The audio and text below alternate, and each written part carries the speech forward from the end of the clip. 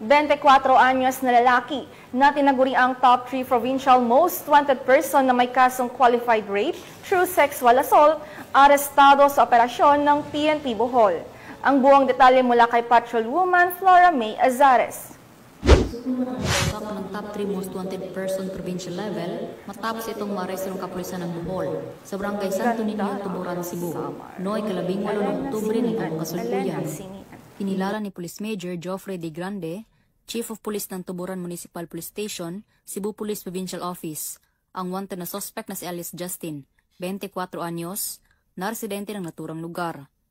Ayon sa ulat ng mga otoridad, bandang alas 8:20 ng gabi, nang maaresto ng kapulisan ang suspect sa bisa ng warrant of arrest para sa kasong qualified rape through sexual assault na may 200,000 pesos na rekomendadong piyansa.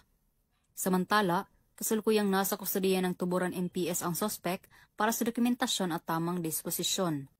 Ang panggagahasa ay tumutukoy sa akto ng sakritang pakikipagtali o paglabag sa dangal ng isang tao sa pamamagitan ng dahas, pananakot o pamimili.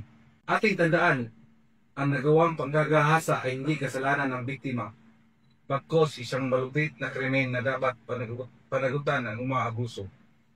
Walang sinuman ang may karapatang manggahasa.